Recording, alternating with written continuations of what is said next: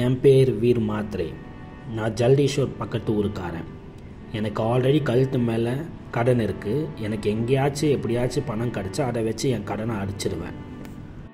அப்போது உன்கிட்ட ஒன்றும் இல்லை, ஐடியா இருக்குது, பிஸ்னஸ் ஐடியா.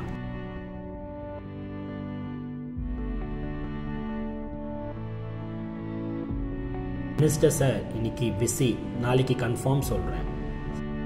சார், என்கிட்ட உங்களோட 100 கார்டு இருக்குது, அதனால தான் நான் 1000 கார்டு பிரிண்ட் பண்ணி வச்சுருக்கேன்.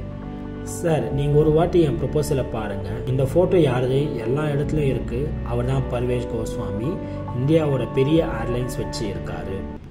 அவர் உன்னை பார்க்க கூட மாட்டார், நீ தூரத்துலேருந்து காட்டிடு ஃபோட்டோவை. அப்படியா? பார்க்கலாம். Hello sir, you want to start an airline, இந்தியாவோட ஃபர்ஸ்ட் லோ காஸ்ட் ஏர்லைன். நீங்கள் மனசு வச்சா, நான் மனசு வச்சா, அப்படின்னா பப்ளிக் டாய்லெட் க்ளீன் பண்ணுறவன் நம்ம சீட் பக்கத்தில் உட்காருவானா? நான் ஏற்றுக்க மாட்டேன். ஏர்லைன்ஸ்லாம் பெரிய ஆளுங்க தான் ரன் பண்ண முடியும். நீ போய் உன் ஊரில் மாடு மேய். உன்னால் இந்த பெரிய டீம்கள் இதெல்லாம் ஜெயிக்க முடியாது. நீ யார்? நீ ஒரு சாதாரண மனுஷன். நான் ஒரு சாதாரண மனுஷனை ₹1 வச்சு அவனை ஃப்ளைட்டில் போக முடியும்னு கனவு காண்றவன். ₹1 ஃப்ளைட் டிக்கெட்டா?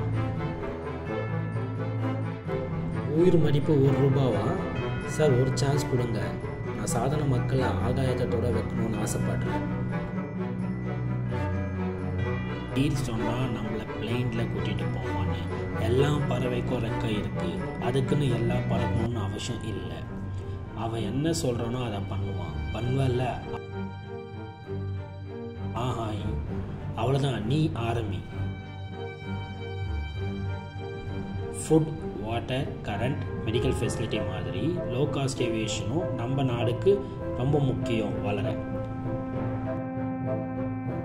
நான் சாதாரண மக்களுக்கு காஸ்ட் பேரியர் மட்டும் இல்லை, கேஸ்ட் பேரியரும் உடைக்கணும் பார்க்குறேன்.